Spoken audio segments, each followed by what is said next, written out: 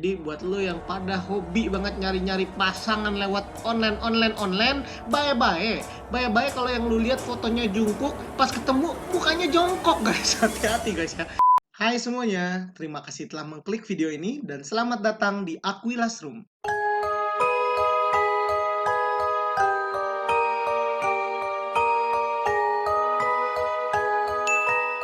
Guys, kalian pasti tahu banget ya, ada sebuah hotel di Los Angeles, Amerika Serikat sana yang memang terkenal bukan karena servis yang mereka berikan, tapi mereka itu terkenal karena banyaknya kasus-kasus kriminal maupun ya pokoknya yang berkaitan dengan hilangnya nyawa ataupun ya kegiatan trafficking yang ilegal dan sebagainya ya. Namanya Hotel Cecil ya. Tapi itu adanya kan di Amerika nih guys ya. Kali ini di Aquilas Room bakal ngasih tahu kalian ada sebuah bangunan juga yang mirip memang fungsinya dengan hotel, yaitu sebagai tempat tinggal juga, yaitu apartemen. Ini adanya di Indonesia. Kita bisa bilang ini Hotel Cecilnya di Indonesia lah ya. Bangunan yang ada di Indonesia yang bakal Aquilas Room bahas kali ini juga ada kasus yang cukup terkenal dan baru banget terjadi kemarin guys. Masih di bulan ini nih, di bulan September 2020 ya.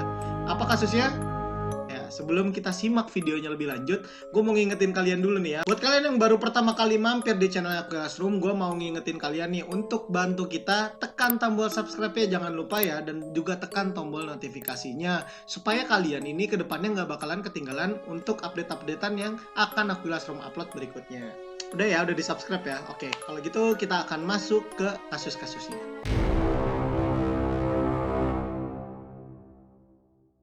Oke, yang akan dibahas Aquilas Room kali ini adalah sebuah bangunan atau apartemen yang ada di Bilangan, Jakarta ya. Tepatnya di Kalibata. Tahu nggak apa? Ya, yang akan kita bahas kali ini adalah apartemen Kalibata City. Nah, sebenarnya banyak banget kasus-kasus yang terjadi di apartemen ini guys ya. Bukan hanya 1-2 kasus saja, tapi udah cukup banyak lah.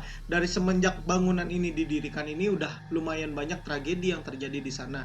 Hanya Aquilas Room akan memilih 7 saja yang sempat menghebohkan jagat pertelevisian di Indonesia guys ya. Ya buat sekedar flashback aja, bahwasannya orang-orang yang tinggal di apartemen juga belum tentu terjamin kebahagiaannya. Biasa kan ya, kalau di Indonesia kan kebanyakan stigmanya masyarakatnya adalah kalau kalian itu bisa tinggal di apartemen itu kayaknya orang sukses, hebat, eksekutif muda, biasanya gitu ya. Terus apartemen ini melambangkan prestis atau sebuah pencapaian tinggi lah buat seseorang. Kalau dia udah bisa nyewa apartemen itu dibilang sukses ya. Padahal belum tentu. Ternyata banyak juga orang yang bisa menyewa apartemen tapi tujuannya lain guys ya. Bukan untuk sekedar tinggal ataupun gaya hidup, bukan. Nah, beberapa kasus diantaranya yang akan dibahas kali ini, mereka ini menyewa apartemen ini hanya untuk dijadikan lokasi mereka mengeksekusi korban-korbannya guys. Oke, untuk kasus yang pertama guys ya, ini terjadi pada bulan September juga, tapi 2013. Jadi 7 tahun yang lalu ya, terjadi sebuah pembunuhan di apartemen Kalibata City yang cukup menggegerkan netizen plus 62 ya guys ya. Jadi saat itu benar-benar heboh banget ini kasusnya ya, yaitu pembunuhan seorang wanita separuh baya berusia 37 tahun ini ya, dengan nama Holly Angela Hayuwinanti ya. Yang meninggal ini bukan si korbannya doang, bahkan salah satu dari pelakunya juga ikut meninggal nih ya.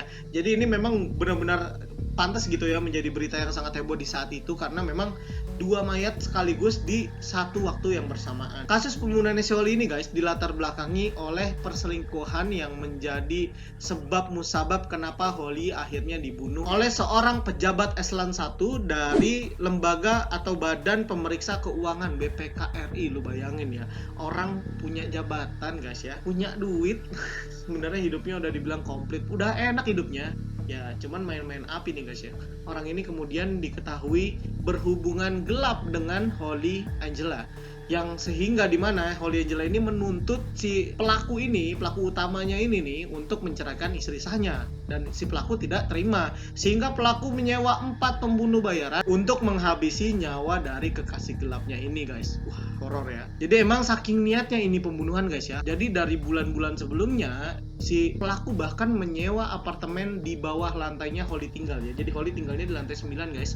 Di lantai 6-nya dia sewain kamar buat para pembunuh bayarannya, bukan sebulan. Bahkan disewanya sampai tahun depannya guys ya. dengan hanya mengeluarkan uang 22 juta rupiah saja. Si pelaku akhirnya mengeksekusi Holly Angela pada September 2013.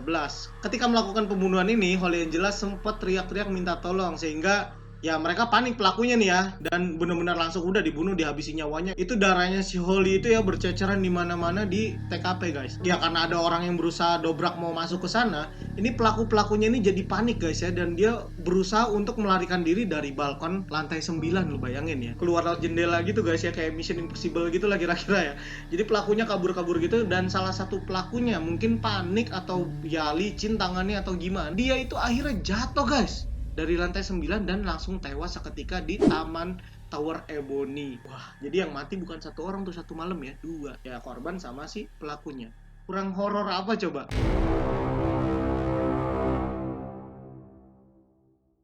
Oke, kita masuk ke kasus yang kedua guys ya. Di kasus kedua kali ini ada juga tragedi pembunuhan, cuman ini flashback nih. Yang tadi kan di 2013. Nah, ini kita bahas di 2012-nya. Setahun sebelum terjadinya pembunuhan Holly, itu terjadi juga pembunuhan di Kalibata City, tepatnya di Tower Borneo lantai 16 guys ya. Jadi korbannya kali ini di kasus kedua adalah seorang karyawati bank dengan usia 27 tahun. Wah, masih muda ya. Namanya Aswara Indahsari yang dibunuh oleh calon suaminya sendiri. Dimana-mana yang namanya calon suami ini kan harusnya menjaga si wanitanya ya. Belum jadi istri nih, udah dipotong-potong. Lu kata bebek angsa lu potong-potong. Jadi Aswara ini nih sebenarnya memang ada rencana mau dinikahi oleh seorang pria asal negaranya tuh bukan dari Indonesia, dari India. Jadi bisa dibilang turis nih ya, mau nikah dengan orang asing ya. Karena ada perbedaan sudut pandang, perbedaan kultur, budaya dan sebagainya ya. Calon suaminya ini namanya adalah Mirza Nurzaman, usianya 31 tahun dan dia asalnya dari India. Dia ngebunuh calon istrinya sendiri dengan cara menggorok leher calon istrinya tersebut dengan sebilah pisau pada tanggal 23 September 2012 malam. Dan setelah dia ngebunuh si Aswara ini guys ya, dia nelpon orang tuanya Aswara, ngaku kalau yang bunuh itu dia. Mayatnya saya taruh di apartemen Kalibata City Tower Borneo lantai 16 ya bu ya. Belum sempat ngomong apa segala macam dimatiin teleponnya, dan pelakunya ini sehari kemudian ditemukan dengan kondisi yang juga sangat mengenaskan ya guys ya, yaitu dia menabrakkan dirinya di sebuah rel antara jalur kereta dari Jakarta ke Bogor guys ya, lebih tepatnya di Durensawit. Ya udah mati deh. Gue agak curiga ya, itu apa rasanya tinggal di apartemen yang wah kasusnya sih udah bisa dibilang creepy guys ya. Dan yang buat gue rada aneh guys ya, kenapa sih dengan bulan September di apartemen Kalibata City? Ada apa dengan bulan September? Karena kasus yang pertama tadi terjadi pada bulan September 2013, kasus yang kedua bulan September juga tapi di 2012. Dan bukan hanya itu juga, nanti gue bakalan ceritain juga ada juga yang kejadiannya di bulan September juga guys, di 2020. Aneh kan ya.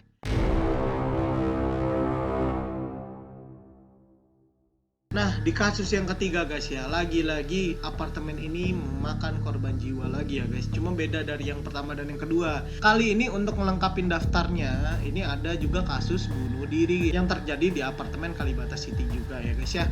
Pada tanggal 23 April 2018 ada seorang wanita yang bisa dibilang masih muda banget guys ya, umurnya baru 22 tahun. Tapi apa mau dikata, nasi sudah menjadi bubur. Seorang wanita dengan nama Ana Yulisanti alias Gaby yang bekerja sebagai pemandu karaoke guys ya. Dia harus mengakhiri nyawanya sendiri dengan melompat dari salah satu tower di apartemen Kalibata City guys ya. Dan motifnya ini karena dia ini lagi ada masalah sama pacarnya, namanya Ramdhani guys ya. Ramdhani ini diketahui berselingkuh dengan bocah berusia 15 tahun. Dan hal ini yang menyebabkan Gaby dan si Ramdhani ini sempat cekcok di kamar apartemen Kalibata City ini guys ya, sebelum akhirnya Gaby memutuskan untuk mengakhiri hidupnya karena merasa gagal menjadi seorang kekasih. Ya buat kalian yang masih baru pacaran, apalagi umur kalian masih muda ya, jangan serius-serius pacarannya, gua kasih tahu aja ya, karena yang lama belum tentu selamanya, dan yang sebentar belum tentu cuman mampir ya kan, bisa jadi langsung dilamar jadi teman tidur sekamar. Ya guys, kita masuk ke kasus yang keempat guys ya. Lagi-lagi di kasus yang keempat ini diisi oleh seorang warga negara asing lagi guys ya, dari Bangladesh tepatnya. Usianya baru 40 tahun ya, namanya Nazrul Islam. Dia diketahui depresi lantaran dia mau pulang ke negara asalnya ya di Bangladesh, tapi tidak bisa karena terdampak dengan pandemi virus corona atau COVID-19 ya guys ya. Jadi si Nazrul Islam ini kemudian diketahui depresi guys ya. Jadi kayak aduh gue kangen sama keluarga gue, mungkin gitu kali yang dirasain ya. Tapi motifnya rada kurang mendukung ya, karena kan dia laki-laki ya, harusnya lebih tough. Dan ya ini kan pandemi yang terjadi bukan cuma di Indonesia saja ya, gimana ya. Ya udahlah, udah terlanjur juga kan. Si Nazrul Islam ini diketahui pada tanggal 9 Agustus 2020 yang lalu, baru sebulan yang lalu berarti ya. Ya dia mengakhiri nyawanya sendiri dengan melompat dari Tower Ebony lantai 15 ya, lagi-lagi di Tower Ebony nih. Aduh, masa sih cuman gara-gara pandemi corona lu jadi mental lu down gini terus sampai mengakhiri nyawa lu sendiri? Padahal kan ya ini semua virus pasti akan ada masanya untuk berlalu ya guys ya. Gue masih inget betul ya, beberapa ratus tahun silam itu yang namanya cacar itu sampai dibilang tuh kutukan ya, karena lu matinya tuh bolong-bolong dan itu sangat mematikan. Banyak banget orang yang bergelimpangan mati, dan kemudian sekarang orang kena cacar minum obat sekali dua kali sembuh. Semuanya akan ada seperti itu guys ya. Jangan berkecil hati dengan wabah kali ini. Tolong untuk ngejaga diri kita dan keluarga kita juga dari penyebaran virus COVID-19. Itu yang bisa kita lakukan ya. Jangan malah bunuh diri guys ya. Jangan ditiru ya. Oke guys, jadi kali ini kita masuk ke kasus yang kelima. Di kasus yang kelima kali ini memang tidak terjadi korban jiwa, tapi mirisnya nggak jauh beda guys ya. Di apartemen ini juga lah ditangkap gembong prostitusi anak guys. Miris banget sih ini. Kasusnya ini cukup heboh ya di awal tahun 2020 kemarin ya. Sempat ada penggerebekan di Tower Jasmine lantai 10 di apartemen Kalibata City guys ya. Jadi polisi ini berhasil melacak sindikat penjualan anak atau sindikat prostitusi anak-anak ya guys ya. Sebenarnya mereka ini bisa ditangkap karena adanya laporan dari orang tua korban ya di Polresta Depok ya. Dan setelah itu didalami penyelidikan dan seterusnya sehingga diketahui, dilacaklah bahwasannya para pelaku ada di lantai 10 Tower Jasmine Kalibata City. Ada 3 anak yang berhasil diamankan dengan inisial JO usianya 15 tahun, terus ada NA usianya 15 tahun, dan ada AS usianya 17 tahun.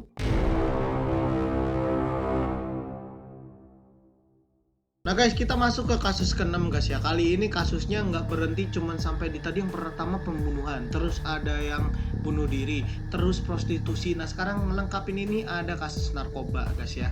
Lagi-lagi di Tower Ebony guys. Ini tower ini isinya siapa sih? Ini orang-orang yang ngisi di sini tuh siapa sih?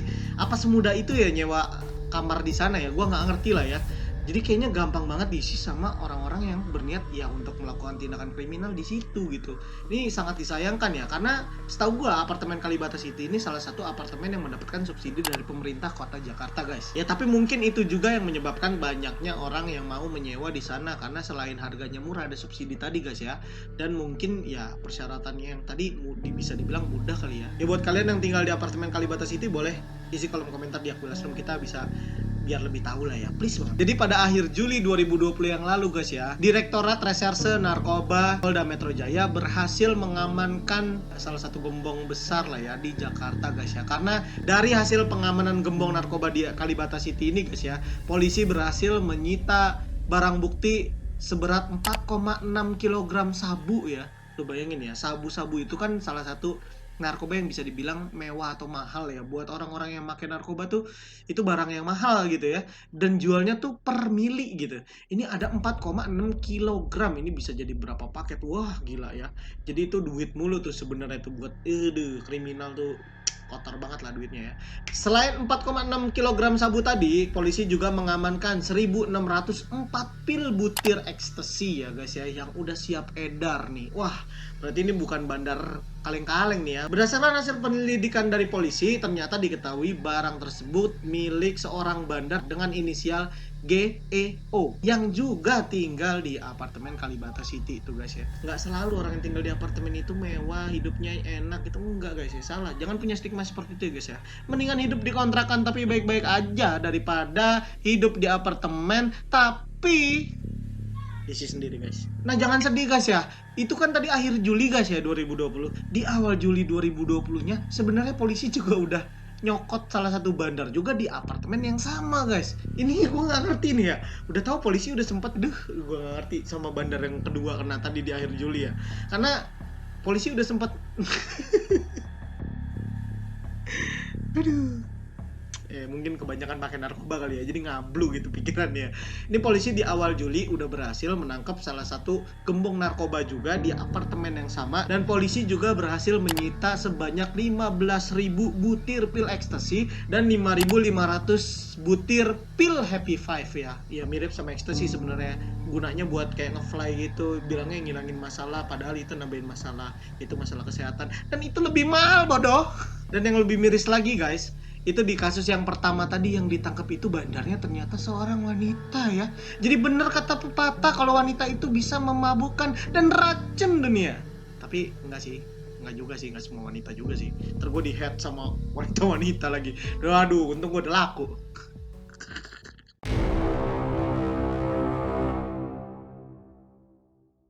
Dan akhirnya kita sampai di puncak kasus, yaitu kasus yang ke-7 guys. Ini baru banget kejadian kemarin dan masih viral-viralnya saat ini ya, dimana ada seorang eksekutif muda yang sukses secara finansial, masih muda, punya uang, punya kemampuan finansial yang baik, tapi harus berakhir nyawanya karena kenalan di aplikasi dating online namanya Tinder guys ya. Jadi buat lo yang pada hobi banget nyari-nyari pasangan lewat online, bye-bye kalau yang lu lihat fotonya jungkuk, pas ketemu mukanya jongkok guys. Hati-hati guys ya. Ini banyak banget terjadi orang yang akhirnya ketipu gitu ya.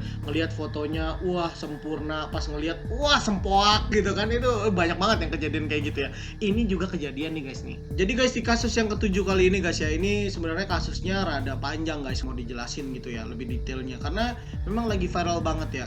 Jadi eksekutif muda ini guys ya harus berakhir nyawanya karena dia tuh cuma salah milih temen sebetulnya ya. Kalau buat gue sih, dia jadi kenalan sama seorang wanita. 1 tahun belakangan dia kenal sama seorang wanita yang kemudian diketahui wanita ini tuh emang sedikit rada mungkin ngegodain apa gimana, gue nggak ngerti, sehingga si korban akhirnya nyewa apartemen untuk ketemuan sama si wanita ini guys ya. Ini juga masih simpang siur karena memang ya bisa dibilang ini masih dalam penyidikan polisi guys ya. Korbannya ini namanya Rinaldi Henry Wismanu atau kita sebut aja Rinaldi ya.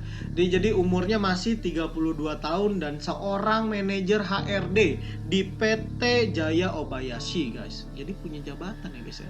Dan ini diketahui si Rinaldi ini punya kemampuan finansial yang sangat baik, sehingga si wanita ini ternyata punya niat busuk ya guys ya. Inisialnya itu LAS ya, usianya 26 tahun. Dan kalian perlu tahu nih guys ya, ini pasti plus 62 ini akan terpancing dengan hal ini nih. Jadi si LAS ini diketahui nih adalah seorang pelakor juga dan pernah viral juga di tahun-tahun sebelumnya di aplikasi Twitter guys ya. Jadi dia diketahui merebut suami orang yang udah punya anak atas nama DAF ya. Usianya itu 27 tahun ya. Sampai si DAF ini nggak mau pulang ke rumahnya gitu, nggak mau pulang ke istri sahnya gitu, sehingga akhirnya cerailah si DAF sama si istri sahnya. Cuman si LAS ini tuh kayak nggak punya rasa bersalah atau gimana ya, jadi kayak dia mutusin untuk si DAF ini nggak boleh ngontek lagi istri sahnya guys saat itu. Jadi kalau istri sahnya mau ngubungin DAF harus lewat WhatsAppnya dia juga nih. Ini gue jadi ceritain latar belakangnya gini ya. Dan inilah guys ya, inilah kenapa lu sebagai laki-laki jangan main-main sama yang namanya pelakor guys ya. Karena karma is real guys ya. Ya ini akhirnya si DAF ini harus menjalani hukuman yang bukan main-main ya. Ancaman hukuman mati ya atas tragedi di kasus ke-7 kali ini. Dan kalian perlu tahu guys ya, dari semua yang tadi kita bahas ya, di kasus yang kali ini, kasus yang terjadi pada tanggal 16 September 2020 kemarin, baru 4 hari yang lalu ya guys ya, masih fresh banget ini. Jadi si DAF ini memang sengaja membolehkan istrinya, ini gue nggak ngerti sih, ini bisa jadi sengaja, tapi bisa jadi juga si LAS ini ya, si ceweknya ini sebenarnya emang tertarik juga sama profil dari si Rinaldi ini, korbannya ini ya guys ya, secara diam-diam. Tapi mungkin ketahuan di tengah jalan dia lagi chatting-chatting di Tinder gitu ya, kayak lagi mesra-mesraan, ketahuan sama si DAF mungkin. Jadi DAF itu kayak kepikiran buat bikin ide Ya udahlah sekalian aja, gue pengen lihat orangnya kayak apa sih segala macam, pokoknya dipancing lah, dan jadilah akal bulus mereka untuk bisa menguasai harta dari si korbannya ini, si Rinaldi ini guys. Aduh, ngeri baik. Lu baik-baik dah, ibaratnya nih sekarang emang udah banyak banget aplikasi-aplikasi dating online gitu ya, kayak lu mau nyari pacar belum tahu siapa, lu main ketemu, apalagi ketemunya berduaan di apartemen di hotel. Aduh, kok bisa lu nggak curiga gitu ya, kok bisa, aduh, lu bukan ketemu di tempat yang rame yang lu kalau diapa-apain bisa teriak minta tolong banyak yang nolongin, ketemu di tempat yang kayak begitu, private begitu, yang harusnya ini nggak boleh sama sekali terjadi, bahkan sama temen yang udah lu kenal bertahun-tahun aja nggak boleh guys ya, apalagi belum nikah. Ingat men, ya yang ketiganya setan ya, ini setannya ini nih lakinya ini nih, ketika si korban ini diajak ketemuan atau nyewa apartemen di Kalibata City lantai 16 ya. Oh ini serba 16 nih, lantai 16, kejadian tanggal 16 September nih. Nah udah, jadi ada 3 September nih. Wah ini ada apa dengan September di Kalibata City, kita nggak tahu guys. Akhirnya diajaklah Rinaldi masuk ke apartemen Kalibata City lantai 16, dan di tanggal 16 September juga ya, ketika si Rinaldi ini dijebak ya, dirayu-rayu, gua nggak ngerti lah gimana, yang jelas si Rinaldi akhirnya tergoda dan mau melakukan hubungan gitu ya sama si cewek itu gitu guys ya. Tapi ketika prosesi berlangsung, nah si DAF ini ya, laki-laki ya, suami dari si ceweknya tadi ini, keluar dari tempat persembunyiannya guys ya. Dia langsung bawa batu bata, dipukul kepala korbannya sebanyak 3 kali, sehingga si korban ini terkapar ya. Terus ketika terkapar ini tadi dirampas handphonenya, terus diikat tangannya gitu ya. Dan si LAS ini nanyain tentang pin dari handphonenya itu. Awalnya tuh korban menolak ya, dan karena menolak akhirnya si laki-laki tadi ya dibangunin itu si korban ya, dan ditusuk sebanyak 8 kali di area punggung guys. Lu bayangin ditusuk pisau 8 kali ya, cek cek cek, lu kata es batu apa. Karena merasa terancam, si korban akhirnya pasrah dan ngasih tahu password dari handphonenya, dan itulah yang kemudian digunakan tersangka, karena ternyata di dalam handphonenya tersangka tuh sebelumnya udah tahu handphonenya ini nih banyak catatan penting dari finansialnya si korban. Ya udah, hartanya si korban ini di hari yang sama langsung dikuras guys sebanyak 97 juta rupiah. Dan belum cukup sampai di situ ya, memang kalau kata AKBP polisi yang saat ini sedang menangani kasusnya ya, dia bilang ngebunuh orang itu gampang-gampang banget. Tapi masalahnya setelah lu bunuh, mayatnya mau dikemanain? Nah inilah yang menjadi permasalahan dari kedua pasangan yang sempat viral di Twitter tahun lalu ini guys. Ya mereka bingung nih mau diapain nih mayatnya nih, makanya itu yang membuat mereka tuh akhirnya membeli peralatan untuk memutilasi jasad dari si korbannya ini, si Rinaldi. Akhirnya ya dipotong-potong dengan menggunakan gergaji besi, pisau daging dan sebagainya gitu ya. Menurut pengakuan dari pelaku, si DAF ini belajar untuk mutilasi ini dari video-video yang ada di online guys, di internet guys ya. Lu bayangin gak sih belajar mutilasi lewat YouTube? Orang-orang nonton YouTube buat refreshing, dengar musik, ngeliat pemandangan atau apa, nonton yang lucu-lucu. Ini nontonnya aduh, bagaimana cara memotong tubuh menjadi 11 bagian. Nah itu akhirnya dipelajarin, oh gini, dan dimasukkan ke sebuah koper, ditaburin bubuk kopi dan dibawa lewat mobil taksi online guys ya. Ini apes banget nih ya yang jadi supir taksi online ya guys ya, nganterin itu mayat, dan mayatnya disimpan berhari-hari di ya apartemen Kalibata City ini guys. Selagi-lagi sih sebenarnya gue agak kasihan sama para penghuni di sana gitu ya. Apa rasanya lu tidur di apartemen yang udah begitu banyak banget dengan cerita-cerita yang seperti ini guys ya. Kalau kalian ada yang tinggal di apartemen Kalibata City dan pernah ngalamin kejadian-kejadian horor ya, kalian boleh banget cerita ke kita di kolom komentarnya Aquilast Room. Kita pengen banget ngebahas sebenarnya apa sih emang Kalibata City itu terkenal serem nggak sih? Gue juga belum tahu karena belum pernah tinggal di sana ya. Nah, Aquilast Room nggak akan bahas secara komplit dulu karena kasus yang terakhir ini memang masih dalam proses penyidikan dan memang masih menunggu fakta-fakta dan bukti-bukti yang perlu untuk ditampilkan di persidangan. Dan kayaknya buat kita tuh nggak pantas aja untuk ngeduluin bapak-bapak polisi yang terhormat sebelum dikemukakan semua faktanya. Kita tuh cuma bisa ceritain apa yang saat ini sedang viral saja dibicarakan di stasiun berita, di artikel-artikel berita gitu, atau di koran-koran media massa lah pokoknya. Yang jelas dari 7 kasus yang tadi Aquilast Room sajikan untuk kalian semua itu berdasarkan fakta semua guys, nggak ada yang kita karang-karang, dan itu benar-benar semuanya kita validasi dari sumber-sumber yang kredibel, yaitu dari media-media massa yang punya kredibilitas yang baik lah gitu ya. Yang Yang jelas kita doakan saja buat para korban, mudah-mudahan jiwa-jiwa mereka, arwah mereka diterima dengan baik ya oleh Allah, ditempatkan di sisinya yang terbaik, dan semoga tidak terulang lagi kejadian-kejadian serupa di manapun ya, di apartemen situ atau bahkan di tempat-tempat lainnya. Oke, buat kalian semua guys ya, gue mau ngucapin banyak terima kasih banget buat kalian yang sudah menonton video ini dari awal sampai akhir. Dan buat kalian yang baru pertama kali nonton channelnya Aquilas Room, jangan lupa klik tombol subscribe-nya. Dan kalian yang sudah mensubscribe Aquilas Room, jangan lupa like-nya. Dan jangan lupa juga kalau kalian rasa video ini memiliki manfaat dan kalian ingin lebih banyak lagi orang yang tahu ya, supaya channel ini makin berkembang juga guys ya, klik juga share video ini ke seluruh akun media sosial kalian, supaya makin banyak lagi orang yang tahu dengan adanya channel Aquilas Room ini. Dan akhir kata, terima kasih guys. See you on the next video.